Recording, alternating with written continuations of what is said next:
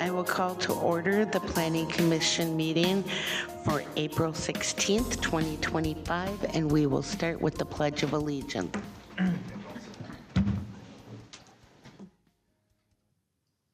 Allegiance to the flag of the United States of America and to the republic for which it stands, one nation, under God, indivisible, with liberty and justice for all.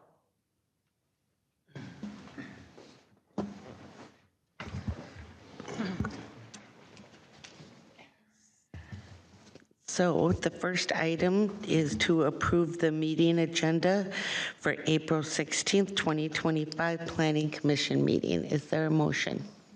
This is Susan. I'll make a motion to approve the April 16th, 2025 Planning Commission meeting agenda. This is Robin, I'll second. Motion's been made and second. I'll call for the vote. Robin, aye. Susan, aye. Kim, aye. And Lynn, aye. Next, I will look for a motion to approve the April 2nd, 2025 Planning Commission meeting minutes with the correction of lack of traffic signage instead of lake of traffic signage. And then, Susan? The motion made by me for in our April 22nd Planning Commission packet will be April 2nd. On That's page on 3. page 3. Okay. So I'll move that we approve the April 2nd Planning Commission meeting minutes with those addendums or changes. Motion's been made. Is there a second? Kim, aye. A second. Motion made and second. I'll call for the vote. Robin, aye. Susan, aye. Kim, aye. And Lynn, aye. Next is the public open forum. Is there anybody in the audience that wishes to, or online, address the Planning Commission? Hearing none, we will move on to the Planning Commission discussion of the Love's Travel Stop site plan review. And thank you, Eleanor, for getting me all the documents that I asked for. Of course. Would you like me to review it? All right. Yep. The Love's Travel Stops acquired a CUP for a travel center back in 2021. Construction of the new business was completed in August of 2022. Since then, there's been a higher number of visitors to this location than was initially anticipated, and the facility reached out to city staff to ask what type of permitting they would need to add 4 additional fuel stations to their existing fuel pump island in order to accommodate that influx of guests. City staff decided to do a site plan review to process this permit rather than a full CUP amendment, as the proposed addition doesn't constitute a true expansion of uses nor affect any of the existing CUP conditions.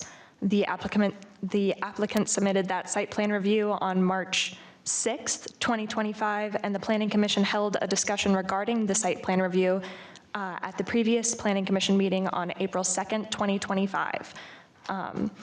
During that discussion, there was a few additional pieces of information that was requested for this one.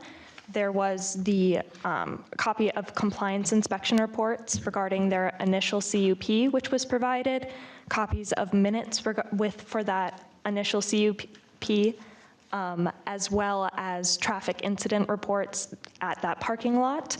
All 3 of those items were provided, and we're looking for a discussion for this site plan.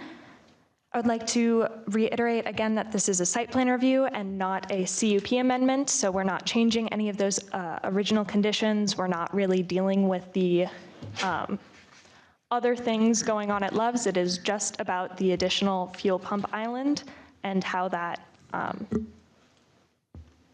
will play out. I would turn this over to the Planning Commission for discussion. Thank you, Eleanor. Mm-hmm. So real quick, the police reports, this year you've only had 2. So, I mean, I just looked at every year they've gone down. So that's a good thing. They weren't all benders, some were vandalism. So I just think that we can't require you to put up a sign that one way, but it might help with the traffic ones that were there. But that was good. And then the trees, the suggestion on the type of trees Yep. that Robin suggested. Yeah, come on. Yeah, come on up, Zach. Just state your name and your address.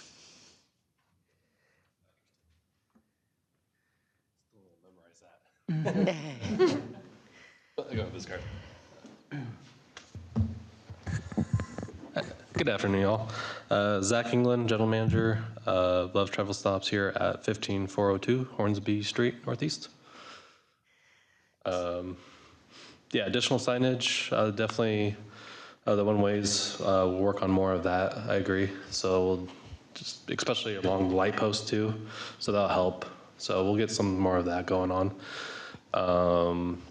Trees too, we're working on, just so you guys know, we are working on, I just got one contractor in there today to do a bid. We're gonna get a couple more to do bids to change them to the spruce trees as well. So either all of them or the ones that are for sure dead. It's gone up all the way through the chain, so we got an approval to move forward on that. So now we're getting the bids and we'll have that done probably this spring, if not the next month. So they're moving pretty fast on that. I'm so happy you did your homework. I was disappointed because I had asked if there was somebody further up the food chain that we could maybe light a fire under. Yeah. Because, you know, Yeah. I know having been a manager of a gas station, it's not Love's, but it was a gas Yeah. station, that, you know, you only have so much say as to what's actually going on. Yeah. You know, you got your district manager and your regional manager. So, but you did your homework. I'm thrilled. Thank you. Yeah, and we were looking at it too. There was a lot of whoever planted it before to even take them out the ball wrap. Like I'm actually seeing it still coming in the ground. So that's another reason why they're dying as well. Of course, they're not native. Actually, some of those trees are from where I'm from in Nevada, which Yeah. is a whole different climate, desert. So they even my divisional director was here 2 days ago, and he was like, they were arguing back when they were constructing the place that these trees are not native. And they're like, oh no, they are native. And he was like, I don't think these are native. And I literally was telling how Robin was like, telling me what native trees were actually here. And these trees that they planted were not native, most of them. So yeah, so Great. we're definitely working on that and getting it taken care of pretty quickly here. Excellent. That takes care of my questions. Anybody else? I don't think I had anything. I actually went through all the incident reports and saw really nothing major. I mean, I think it's typical, it averaged out to be maybe one a month. I think it's probably holiday across the bridge might have the same. So I don't think that, to me, that was no concern. Yep. Well, and the fact that you only had 2 so far this year, I was like, wow, that's impressive. It's almost May. Just to, for the city standpoint, can we just make sure that the compliance officer, when the trees are dealt with, that he continues to monitor that, since it was an issue a couple years ago? We just keep on top of it. That's on the schedule, and keep in mind, though, that's not the topic for the rest of the site plan review. Okay. No. That's a separate incident. Right, and right. We've got that scheduled, and I applaud Love's looking into this and taking action on it, and we'll keep monitoring that. Okay, Excellent. Excellent. perfect. Anything else to No, discuss? Is that it for discussion? Well, I would like to make a motion to approve the Love's Travel Stops site plan review based upon the findings of fact and contingent of the recommendations as presented in the Planning Commission packet. Motion has been made. Is there a second? This is Susan, I'll second. Motion made and second. I'll call for the vote. Robin, aye? Susan, I. Kim, I. And Lynn, aye. So that will go recommended for approval in front of the city council next Wednesday, April 23rd, 6 p.m. right here. Good enough. Appreciate that. Yep, Awesome. that's it. Hopefully I have more bids and I'll let you know also on the trees. So keep you guys updated on that. Thank you. Yeah, Yeah, thank you guys. thank you. Thank you. Next up, in-service discussion. Who's in the hot seat, Dean or Eleanor? She's looking at me. I don't want to insult anyone, but what I've learned over the years, because it took me so long to learn, it might be very helpful to planning commissioners and council members as well to understand a little bit more about how property is described. Some of you might live in a subdivision that is platted and you see your lot 4, block 8, and you have to look at a drawing to figure it out. For those of you that live on unplatted property, which is referred to as meets and bounds, it seems hard to figure out what it is, but if you know the basics, it really isn't that complicated. Eleanor provided you with a couple of section maps, the north half and the south half of a section. I don't intend to read my handout. I wrote it many years ago and I updated it again.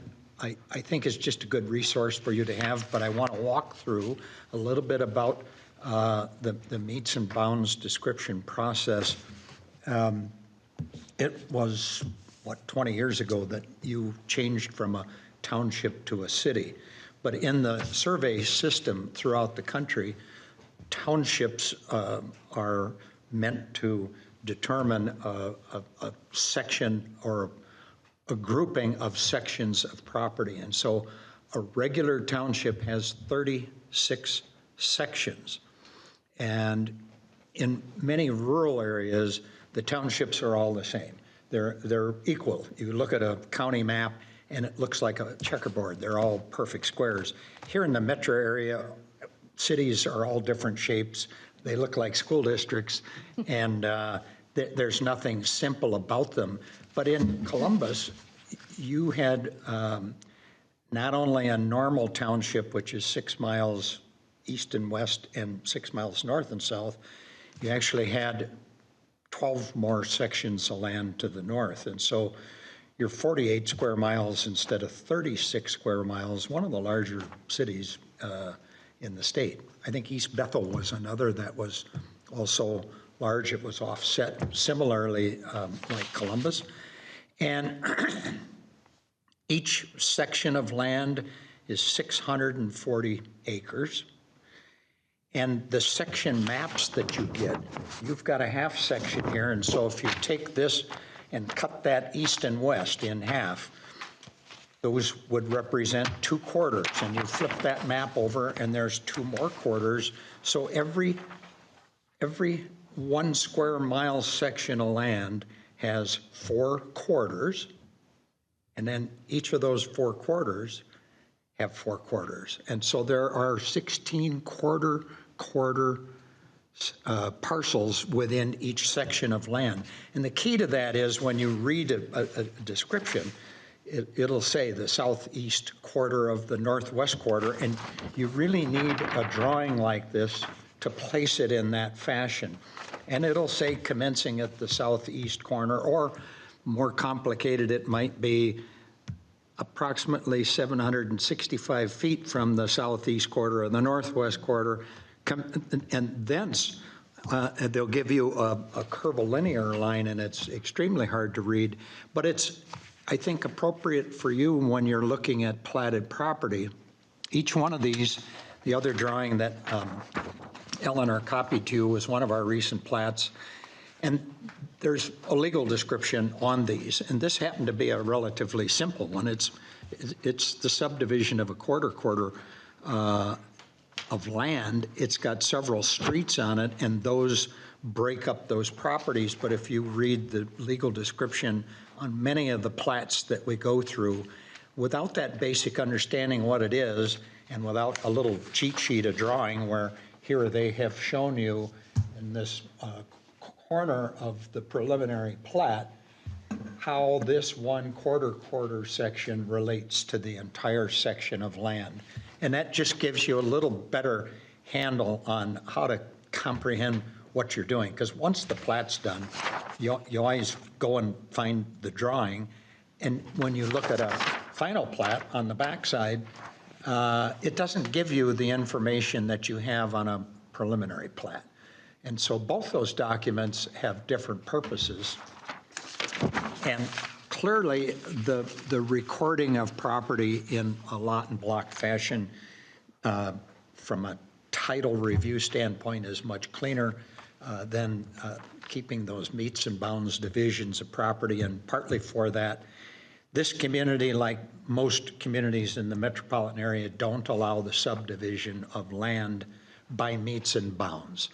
So if somebody owns a 20-acre parcel, has a house on it, and they want to split off 10 acres, and they don't have wetlands that prevent that, and they have road access, in the old days, they could come in and a surveyor would say, well, we have this 20-acre parcel, and then they had a half-page legal description of it, and we're going to create it into 2 parcels. The west parcel is, and that would have a half-page description, and then the east half, it would be simple in your mind that they're just cutting that 20 acres in half.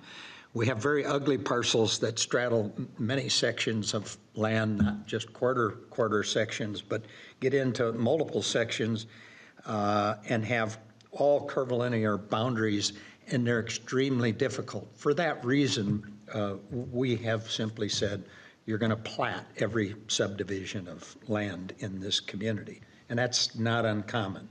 So the basic township and range survey system is essentially throughout the entire United States. Here in the Midwest, where it was done in the mid to late 1800s, the divisions of property and those meets and bounds maps are a lot cleaner than in New England, which were done in the 1600s and the 1700s.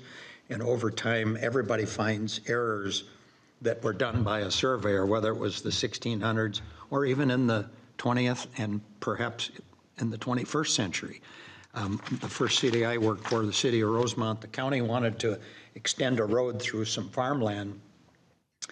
And the surveyor that had originally the only monumentation of this area was 49 feet off at the north end of this person's property, and it came to a single point at the bottom. And so when that happens, you have to go through a legal process to determine, well, who loses the 49 feet? In that instance, the county said, all right, instead of a 60-foot road, we're going to make a 80-foot road, but it was also wider at the one end, and they ate the property. They bought the land, and if they hadn't done it, it gets settled in court privately, and usually there are no happy or winning properties.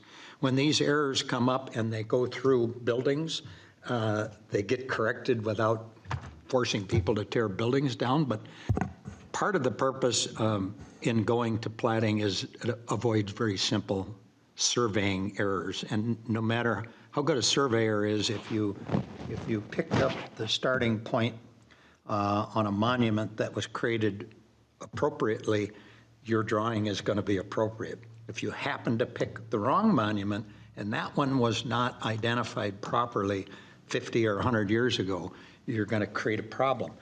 But nobody was here verifying that all of those monuments are good. The plat process does take care of that. Excuse me, we can't record a plat that has these properties, and so they tend to incorporate errors in a fashion that's easy to comprehend. You see them, and it'll describe corrections. In that plat process, and I should back up, we do allow minor lot corrections by meets and bounds. So if 2 neighbors had meets and bounds properties and for whatever reason, the driveway was too close to the lot line or the wetlands were in the wrong, we have a provision for a minor division of property that would adjust a common lot line. I don't remember if there's a legal distance, a maximum, 50 feet or? Lot. We changed it to be 350 feet to allow almost a reconfiguration of a lot rather than a small moving of it. but not the creation of new lots. So no new currently. lot gets created in the process, but you can adjust the boundaries. And some of those were very irregular common lot lines, and the new one might have been a single one. And I remember in the beginning, it was debated, and we had a relatively small number, and I didn't know what that is. But so if you can adjust up to 350 feet, that still gives people an opportunity to do things. But I know our city attorney is concerned they review the legal descriptions of these properties and do a title review, and if there are issues, it may preclude even that from happening as simply as can be. I'm not convinced that doing a plat is that significantly higher of a cost today than a surveyor creating a certificate of survey, verifying all of the monuments. 20, 30 years ago, it would have been significantly cheaper. But today, with the methods of surveying that are done and the requirements for meets and bounds with certificates of survey that look like a plat, but are meets and bounds descriptions of property, I don't know why anybody would try to avoid the plat process. But this community 10, 12 years ago made the decision and didn't give people the opportunity anymore. And that's very common throughout more urban areas. Regarding the plats, and if you have questions after this on anything, I'm more than happy to answer them. I just want to say our platting process does involve a public hearing. The meets and bounds procedure did not by law. But a preliminary plat, as you recall with our, whether it's an actual site plan review or a conditional use permit or an interim use permit, we have 60 days by state law, and we can extend that another 60 or 120 days if there's good reason, and we mail notice to the applicant that we have to have the 120. For whatever reason, when the platting statutes were created in Minnesota, the preliminary plat's automatically 120 days. Well, we never take that long. We generally process plats the same way we do the site plan review or the conditional use or interim use permits, and that is a checklist of information. When we don't get everything we need, we have to tell them in writing what it is. We have 15 business days to make that determination on all of those requirements, plats, the permits, and site plan review. And we have these checklists of information for all of those. The checklist for subdivision information is actually Chapter 8 of the City Code. So if you've gone on the city website or if you've gotten your book and you look through it, it's not part of the zoning regulations. The zoning section is Chapter 7 of the City Code, includes 5 subsections, if I recall, signs, floodplain, shoreland, zoning, and what was I'd have to go back and look at my code. But if you're looking for the actual checklist of information that goes for platting a property, it's in the subdivision regulations of the city code, not the zoning. And one of the comments that was made here, a subdivision ordinance may talk about lot dimensions and things of that nature. Most communities, and yours is the same, has those regulations, details for density and lot sizes, setback information, and so forth. That is in Chapter 7 in the zoning, and the subdivision ordinance then contains what is the right-of-way requirement. If you're in a more urban area and you allow alleys or private roadways, what are the minimum widths of those? What are the sewer and water requirements? You only have the 3 square mile freeway corridor that has public utilities, but many of the communities in the metropolitan area, the entire community is sewered and watered and has drainage facilities. All of those standards are included in that subdivision regulation, not the zoning ordinance. The other thing that platting and your subdivision regulations accommodate are dedications for certain things. It's mandatory that people provide right-of-way. If you look at this Kettle Cove plat, you can see on the preliminary plat the boundaries that they're showing, but they're also identifying the corridors where the roads themselves are going to go. And some of those are different based on whose jurisdiction it might be or the function of the road. In our typical rural area, residential roadways require 66 feet. The county has gone pretty much to 100 feet on all of their roads. There are some transition areas where that physical amount of right-of-way exists. If you have a meets and bounds property and there's a road shown on it, yeah, this one isn't as good.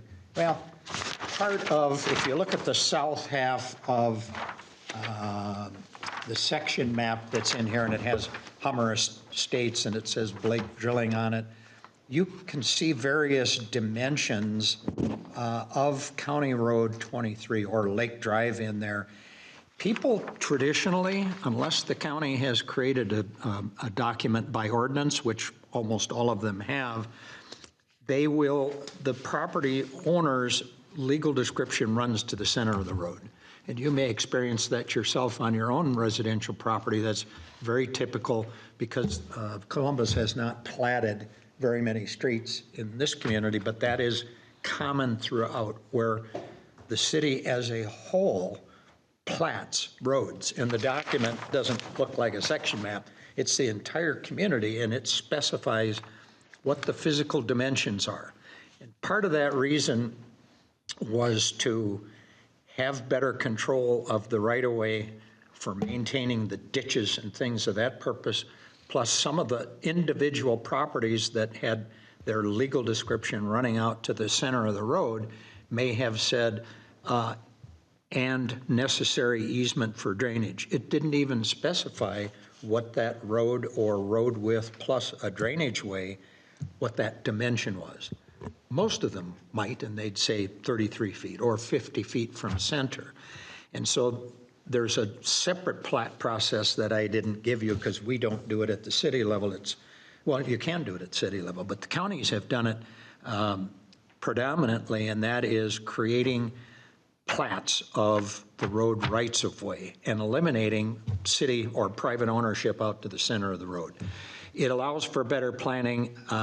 It cleans up for individual parcels that have not only ugly descriptions of property that are cumbersome and may be lacking information about what the road easement was. It'll just say subject to road easement.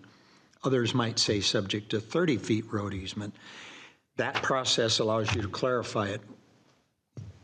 You technically may own out to the center of the street, but we have whatever it is, 33 feet, 50 feet, and that's a very unique plat process. I gave you copies of the subdivision regulations from the local authorization standpoint. Yes, go ahead. I do have a question. Why do certain surveyors, and maybe you know, maybe you don't, some surveys will show the property lines going to that road center, and some will show it with it taken away, that right of way. So I'm just wondering why some surveyors choose to do it one way or the other.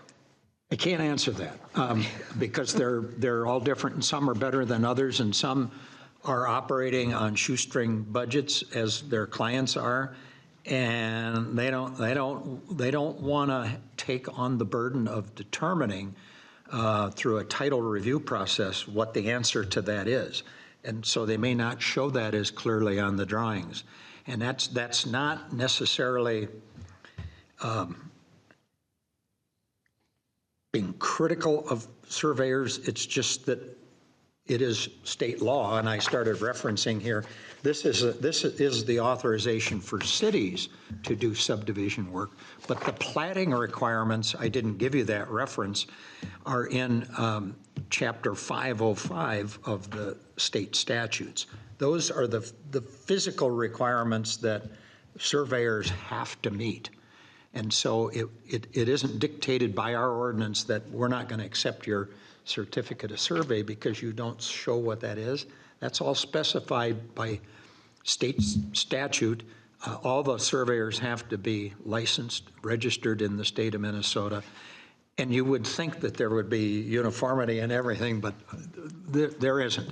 And I'll just say it's most likely due to budgetary issues. Some are extremely more thorough, but if they are creating all that additional information, they got to charge somebody. And there are plenty of areas where people don't want to pay for it. I want the budget. I want the minimum. And this process of county and cities and townships all have the authority to plat their roads. It's an arduous process. And you are hiring surveyors and attorneys to go through and go through all of the meets and bounds descriptions of the properties, every one that you are trying to plat a road. And then you're getting a title opinion from your town or city attorney or county attorney on, have we cleared this mess up? If there are discrepancies, the process allows political jurisdictions to go through public hearings. You let people say their piece. You go ahead and adopt this, and then they have to take you to court to try and correct something. There's no easy way for anything in life, as you know. But Chapter 505 is the statutes that apply to the regulation of platting for the people that draw the plats. It also gives us authority in what we might put in our own subdivision regulations. But this Chapter 462 is the primary area of Minnesota statutes. 357 is zoning and 358 is subdivision. It's those two subsections. If you ever wanted to go and read them, Eleanor copied 462, 357 at the last meeting on zoning regulation, and that tells you about things like the Board of Appeals and Adjustment. It creates the authority for us to go through and consider variances. It tells us that we can't exclude certain things in our zoning ordinances. Group homes, things of that nature are mandatory requirements in certain things. They're not our actual ordinance, but they give us the authority to create them. So Chapter 7 of the City Code includes those zoning provisions, and then Chapter 8 of the City Code includes the subdivision regulations. Those are, I would say, the one thing that planning commissioners and certainly park boards do in communities is look at the need for parks. And I know you have a park board here. I think you're developing a new park plan. And I know Janet's been involved in this forever. It's in the subdivision regulations, the statutory authority, you are allowed to require the subdivider, and here's one right here, it's a residential development. You can also require commercial subdividers to provide a dedication of land for public recreation purpose. They also have to provide the dedication of the road rights of way. In some areas, it may be a water line is connecting two subdivisions, and they have to provide easements between those two rather than public right-of-way. And that's all established in this 462, 358, our subdivision regulations.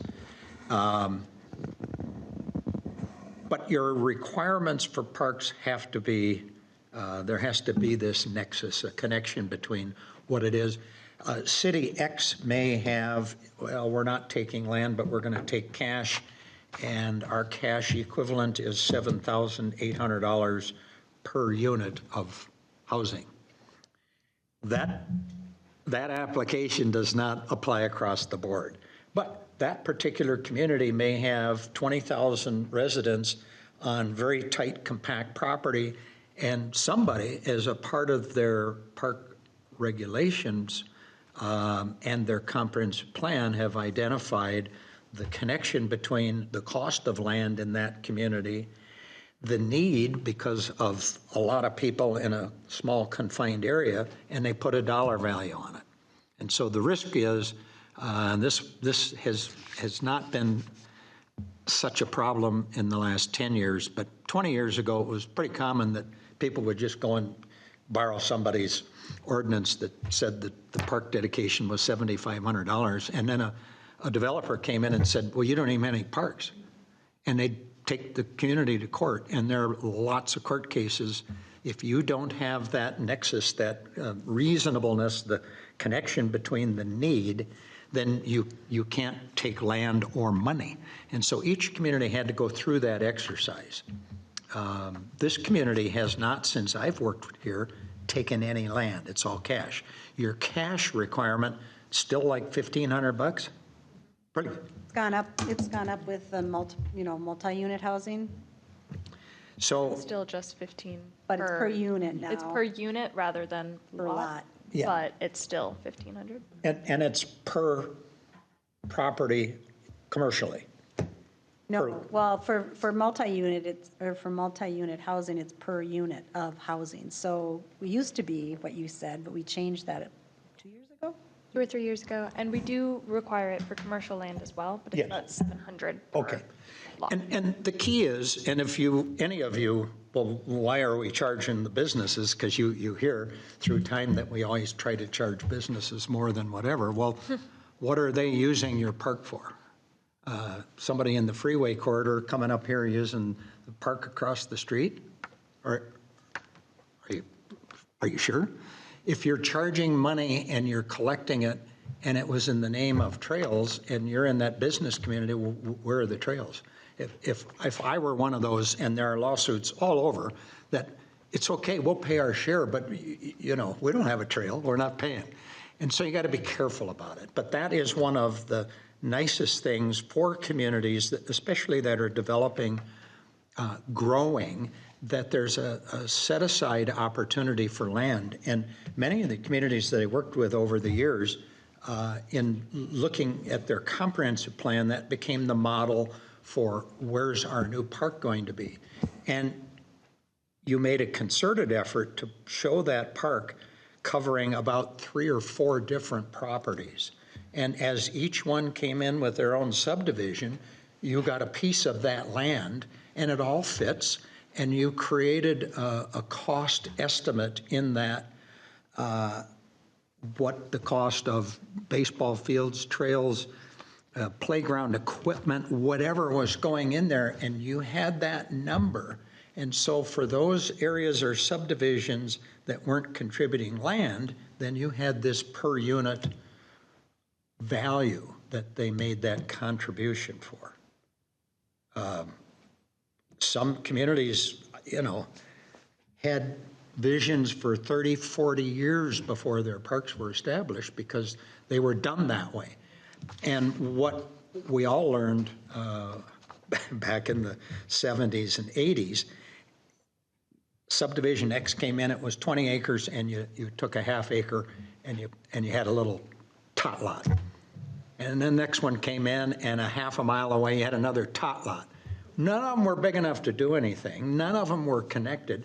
If you tried to build trails to link these things, it would cost a fortune. And so that thought process for park development is an extremely important one. And how you establish your fees is equally important. And I know 25 years ago here in this community, we talked about it and thought about doing a study. And I just said, if your fee is as low as you have it now, there isn't a builder or a developer that's going to argue, because they hear about fees in Lino Lakes or wherever at the 7,000 number and yours is 1,200 or what. They're not going to complain. So you don't have to nitpick so much and really define what those costs are. And in your situation, if you put all your money into that park, at some point in time, you're going to look at trying to create some off-road trail options for people. Parks and trails continue in my lifetime in this business to be one of the essentials for people.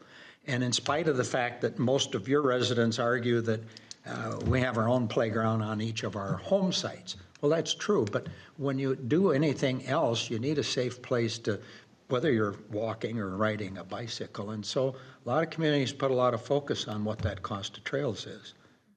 And when you're lucky and you get a 2-mile section of bituminous trail in and you got a feather in your hat, about 7 or 8 years later, you realize you didn't set any money aside to fix that.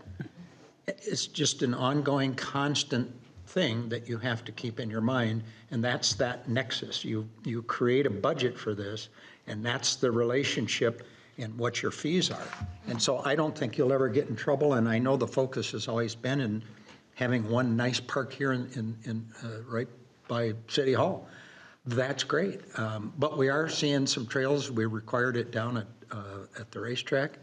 The former mayor always used to poke fun at me, the trail to nowhere. But that's how they start. They start in one place, and then all of a sudden we have some sidewalks that go across this big, enormous interchange that you finally got built. It doesn't all happen at once, and you can't afford to do it at once. So anyway, the last thing I'll say about platting, when you get to the final plat stage, that is a 60-day process. It does not require a hearing for final plat. So your public hearing requires a mailing just like all the other permits. And again, that's a 120-day process. When they have submitted a final plat and it addresses all of the requirements of your preliminary plat approval, you have no basis to deny it, as long as they've met all of those conditions. And it's kind of unique in this sense because we don't have a preliminary CUP and a final CUP, and they don't get their final until they meet all this. It's a one-step process. And now, as you've discussed with Loves, when you have things like landscaping that need to be followed up, that's a separate issue or process. In the final plat, the more complicated ones, developments with sewer and water in them, there are a lot of engineering requirements in addition to just planning requirements that were in a preliminary plat approval, sometimes road relocations. This Kettle Cove, there was one home on that property. Maybe some of you have noticed, or if you know the family, one of the requirements was get the road off of Lake Drive and move your access to that home from the south. And I know they kind of groused about it in the beginning. It's not an inexpensive thing to do, but it was the right thing to do, and they did it. And I'm guessing they find it a lot nicer, especially if it's a foggy night and you're coming home late and you don't want to get rear-ended. So the other thing, the county works well with us in this rural environment. We don't have a lot of streets, but when you want to have several lots in that 1,000-foot, 1,300-foot length of property, we require shared access. So it's not a public street, but there are easements up against the road where the two lots share one common access. And that access spacing just diminishes, again, accidents and things that you do have. So that was a good example. So I'm going to quit and let you ask any other questions. Any questions? You'll get more plats. Oh, and in Columbus, the Planning Commission does not make a recommendation on the plat. That's an option one way or another. Some communities, just the council does it.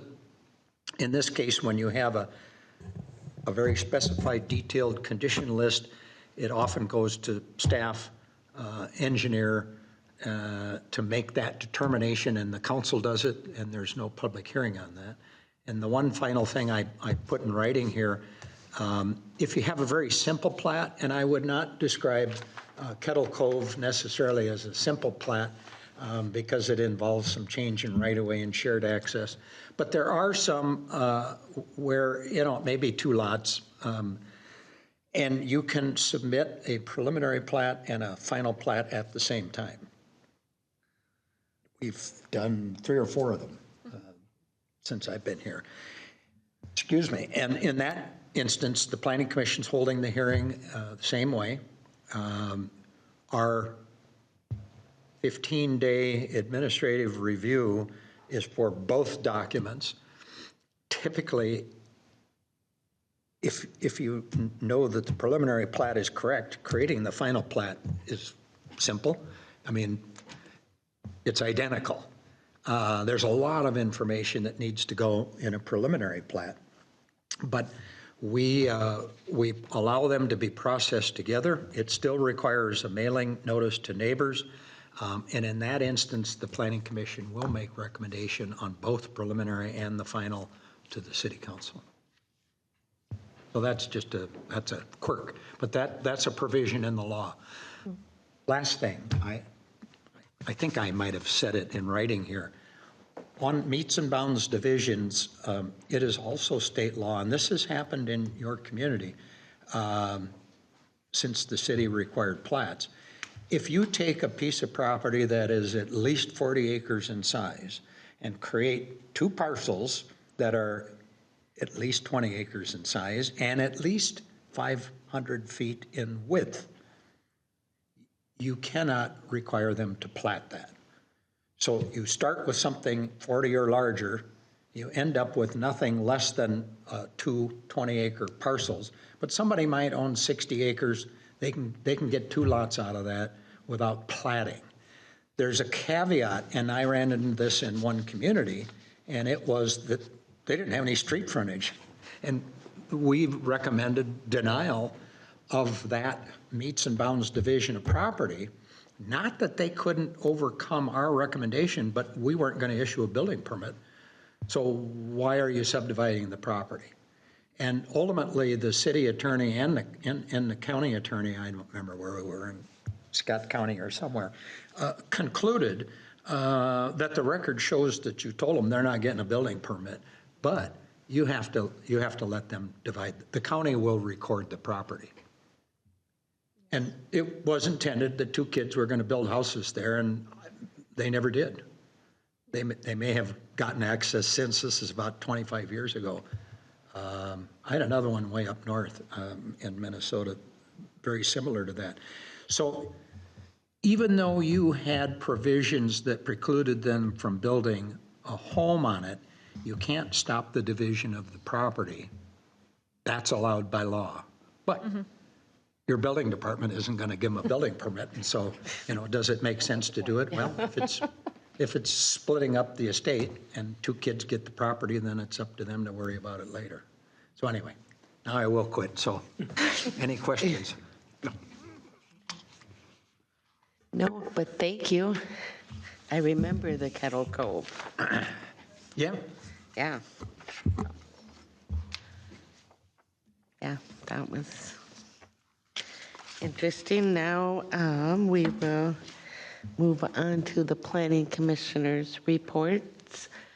I will just say I went to the ARPA's grand opening, and if you've been in there before and then you go in there now, it is amazing what she has done. I mean, it looked fabulous. And then earlier today, I was at Running Aces for their grand opening of their redesign.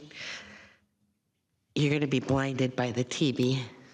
Oh my gosh, I've never seen a TV so big. But nice to see.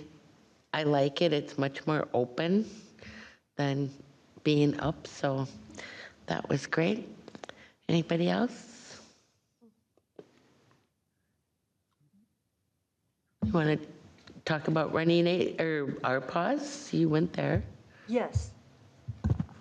The interesting part of the ARPAWS is they have the surgery centers right in there, and, the care to the animals, and they have the visitation room. It's very much customer friendly, and the prices for it are almost half of what a normal vet would be, and it affords people basically to take care of their animals, and I was quite impressed with it, and I'm going to volunteer there. And you were at Running Aces. And I was at Running Aces as well today, and have frequented their comedy club, and I was really impressed with the changes that they had made and the ease of flow to get into things now. Anybody else? Eleanor, do you have anything? I would just like to state that there's a 5th week coming up, so our next meeting will be on May 7th, not in 2 weeks. There's an extra week in there where we don't have to have a meeting, and wishing you guys the best. And Jack, do you have anything? The only thing I'd like to add is that Eleanor is the prime staff member that's working on a park master plan. I'm just kind of along just to add a few things here and there. She's getting to the point here where we want to have a presentation, probably maybe in June, and present that before the Planning Commission, not for approval, but just to keep you in the loop of what's going on with that. So we hope to bring that to you here maybe in the June meeting, and then have that ready to go maybe to City Council in July. So she's done a great job of making great progress on it. We had a meeting here before the Planning Commission meeting and went over some things with one of the park board members and getting some feedback from that. So we're looking forward to rolling that out. That'll be a great asset in their attempts to get grant funds to help us develop and maintain the parks and give us a guideline for how we want to proceed further with the trails connections, and I think it'll be a very valuable tool. Eleanor, you have, I mean, from when you first started to now, you are amazing. I can remember my first planning commission packet. I was like, seriously? And just a couple things you forgot, but it wasn't your fault. You were putting together what you thought, but now you are on top of it. And it's really nice to see you grow into your position like you have. So, Thank you, Madam Chair. with nothing else, I will look for a motion to adjourn. This is Robin. I motion that we adjourn. This is Susan, I'll second. Motion's been made and second. I'll call for the vote. Robin, aye. Susan, I. Kim, I. And Lynn, aye. Meeting adjourned at 6:52.